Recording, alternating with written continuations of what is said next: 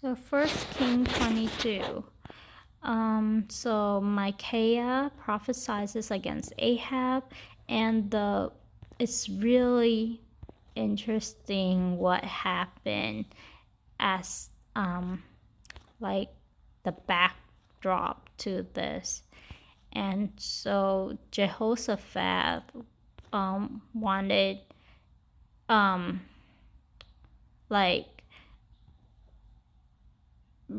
to fight against Ramoth Gilead, but he is a person who feared God. He actually wanted to inquire of the Lord first, and 400 prophets said that go ahead. And so I don't understand how they can be considered a prophet when they don't even prophesy according to God. So they actually are false prophet, and so that shows me that there's a lot of false prophets in the land, and they actually are speaking on behalf of the Lord. And in the Old Testament, if you are a false prophet, you should be killed, but yet they weren't.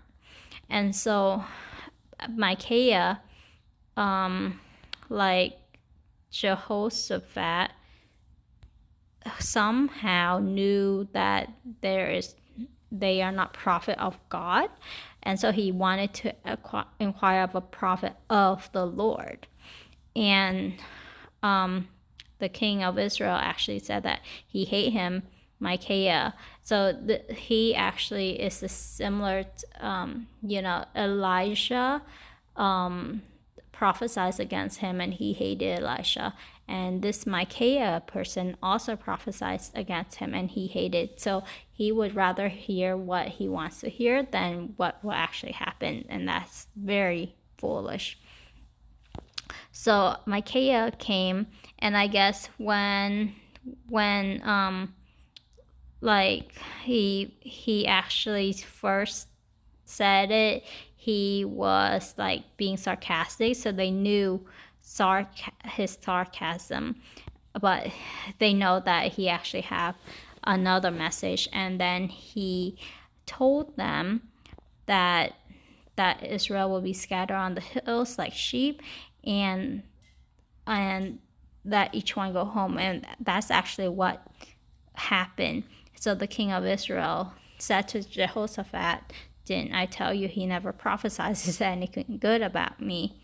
And it's like Micaiah actually saw God sitting on the throne with multitudes of heaven standing on him around his right and his left. And the Lord said, who would entice Ahab into attacking Ramoth Gilead? And a spirit came and said that he will go out and be a deceiving spirit in the mouths of all of his prophets.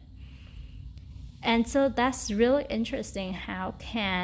What is this spirit? Is it an angel? Why is it a deceiving spirit, and why did God allow it to happen, and why did God entice this the Ahab when it will end up in his death?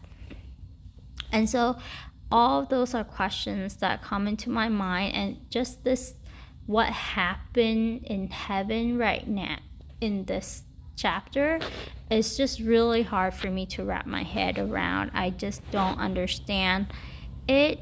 And it said the Lord has decreed disaster for you. He previously said that disaster won't strike in Ahab's time, but I guess since then Ahab fell back into his old ways, and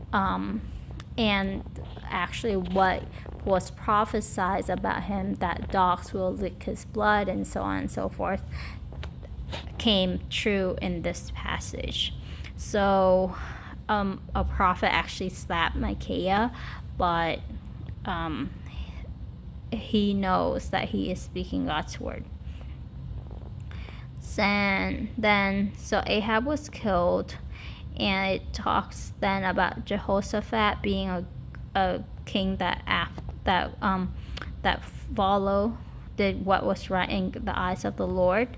And then Ahaziah Ahaziah is another person, and he did not do what was right in the eyes of the Lord.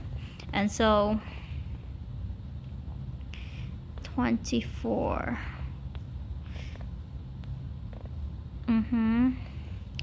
So it's really hard to understand what is going on here, but does that take away from the omniscience of God? No. Does that tell us that God is always in control? Whatever happens, he knows, and he allow it to happen? Yes, good or bad.